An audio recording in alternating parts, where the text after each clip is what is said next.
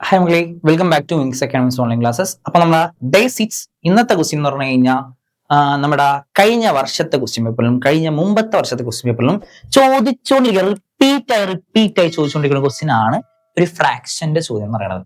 Okay, അപ്പൊ ഇതിൽ പലപ്പോഴും ഞാൻ പറയണില്ല, ഞാൻ ഈ ഒരു ഓൺ എക്സാമിന് ചോദിക്കുന്നു ഞാൻ പറയണില്ല, കാരണം ഞാൻ പറഞ്ഞിട്ട് വന്നില്ലെങ്കിൽ പിന്നെ അയാളല്ല. ഓക്കെ, 2 കൊല്ലമായിട്ട് ചോദിക്കുന്ന ചോദ്യമാണ് എന്തുകൊണ്ട് ഈ കൊല്ലം വന്നുകൂടാ. ഓക്കെ, അപ്പോ ഇതിന്റെ ഒരു 3-4 മോഡൽ ഉണ്ട്. ഈ 3-4 മോഡൽ നമ്മൾ ചെയ്യും, എന്തായാലും ചെയ്യും. ഇതിന് 2 മോഡലിൽ ഞാൻ എന്തായാലും ചെയ്യും ഈ ഒരു ക്ലാസ്സിൽ. ഈ ഒരു ക്ലാസ്സിലല്ല, അടുത്തൊരു ക്ലാസ്സിലൊക്കെ ആയിട്ട് ചെയ്യും. ഓക്കെ, അപ്പൊ ഇത് എന്തായാലും പഠിച്ചിരിക്കണം, വെരി ഇമ്പോർട്ടന്റ്. ഓക്കെ, അപ്പൊ എന്തായാലും പഠിച്ചിരിക്കേണ്ട ഒരു ചോദ്യമാണ് ഈ ഒരു ഫ്രാക്ഷന്റെ ചോദ്യം. ഒന്ന് ശ്രദ്ധിച്ചിരുന്നോട്ടാ. ഓക്കെ, ഞാൻ ഒരുപാടൊന്നും പറയണില്ല, നമ്മുടെ 6ാമത്തെ ദിവസമാണ്. ഇത്രയും വരെയുള്ള നോട്ട് എല്ലാവരും എഴുതുന്ന വിചാരിക്കുകയാണ്. എഴുതിയെടുക്കാത്തവരുണ്ടെങ്കിൽ കറക്റ്റ് ആയിട്ട് എഴുതിയെടുക്കുക. 6ാമത്തെ ദിവസം ഉണ്ടാ. ഓക്കെ, ഞാൻ വായിക്കാം. ഒരു ഫ്രാക്ഷൻ എന്ന് പറയുമ്പോ എന്താണ് ഒരു ഫ്രാക്ഷൻ? അതൊരു ഫ്രാക്ഷൻ എന്താണെന്ന് അറിയണം.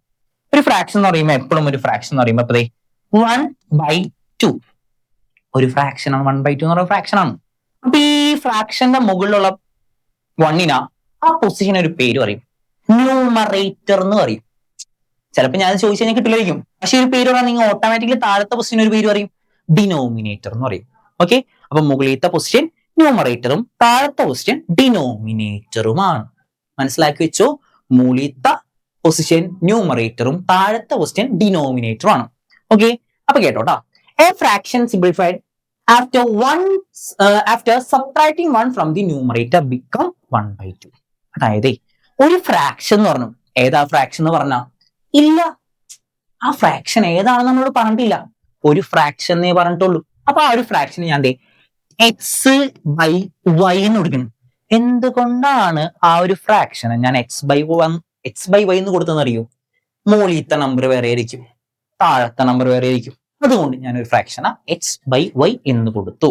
ഓക്കെ, ശ്രദ്ധിച്ചോ. ന്യൂമറേറ്ററിൽ അല്ലേ, after A fraction simplified after subtracting 1 from the numerator become 1/2. അതായത് ഒരു ഫ്രാക്ഷനിൽ ന്യൂമറേറ്ററിൽ 1 കുറച്ചപ്പോ ന്യൂമറേറ്റർ എന്ന് പറയുന്ന പൊസിഷൻ ആരാ? x-1 = 1/2. ന്യൂമറേറ്റർ 1 കുറച്ചപ്പോ നമുക്ക് എത്ര കിട്ടിയെന്ന് പറയണം? 1/2 കിട്ടിയെന്ന് പറയണം. ഇങ്ങനെയാണ് എഴുതേണ്ടത്. x-1/y = 1/2. ന്യൂമറേറ്ററിൽ 1 കുറച്ചപ്പോ 1/2 കിട്ടി. ഇത് നമുക്ക് സോൾവ് ചെയ്യണം. ഇത് നമുക്ക് ചെയ്യാം, എപ്പോഴും ക്രോസ് മൾട്ടിപ്പിൾ ആണ്.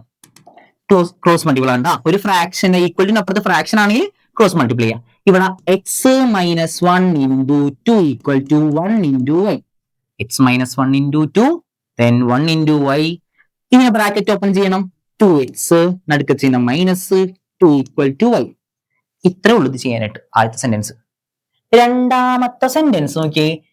7 is added to the denominator. ഡിനോമിനേറ്ററിൽ 7 കൂട്ടി, ഡിനോമിനേറ്ററിൽ 7 കൂട്ടി. അപ്പൊ നോക്കാം, വീണ്ടും ഒരു ഫ്രാക്ഷൻ എഴുതാം, x/y. ഡിനോമിനേറ്റർ എന്ന് പറഞ്ഞാൽ താഴത്തെ പൊസിഷൻ, അവിടെ 7 കൂട്ടിയപ്പോ നമുക്ക് എത്ര കിട്ടി? 1/3. ക്രോസ് മൾട്ടിപ്ലൈ ചെയ്യാം. x × 3 = 1 × y + 7. 1 × y + 7 y + 7 വേണമെങ്കിൽ ഇങ്ങനെ എഴുതാം, x × 3 3x, 1 × y y, 1 × 7 7. ശേഷം ഇവിടെ നോക്കിയാണ് മക്കളെ, y = ആണ്. ഇവിടെയും ഞാൻ എനിക്ക് y = ആക്കണം. അപ്പൊ ഈ +7 ഞാൻ ഇപ്പുറത്തേക്ക് കൊണ്ടുവരും. അപ്പൊ 3x - 7 = y. ഓക്കെ, രണ്ടിന്റെ അപ്പുറത്തും ഇപ്പുറത്തും എന്താണ്? y = ആണ്. രണ്ടിന്റെ അപ്പുറത്തും ഇപ്പുറത്തും y = ആണ്. ഇതാണ് ഏറ്റവും വലിയ ഇമ്പോർട്ടന്റ് ആയ കാര്യം. രണ്ടിന്റെ അപ്പുറത്തും y = ആക്കി എടുക്കാം. ഇവിടെ y = ഇവിടെ y = ഇവിടെ y = ആയില്ല നമുക്ക്. ഞാൻ +7 അപ്പുറത്തേക്ക് കൊടുത്തു. എന്തായി? -7 y = ഇനി yക്ക് ഈക്വൽ ആണ് രണ്ടും. yക്ക് ഈക്വൽ ആണ് പറഞ്ഞിട്ടുള്ള, yക്ക് ഈക്വൽ ആണ് രണ്ടും. അപ്പോ ഇത് രണ്ടും എന്തായിരിക്കും? ഈക്വൽ ആയിരിക്കും. അതായത് 2x - 2 = 3x - 7 എഴുതാൻ പറ്റുന്ന അർത്ഥം. ഓക്കെ, ഇനി ഓക്കെ, എക്സിലൊക്കെ ഒരു ഭാഗത്തേക്കാക്കാം, നമ്പേഴ്സിനൊക്കെ ഒരു ഭാഗത്തേക്കാക്കാം. ഈ -7 ഇപ്പുറത്തേക്ക് കൊണ്ടുവരാം, ഈ 2x അപ്പുറത്തേക്ക് കൊണ്ടുവരാം. എന്താ ചെയ്ത്?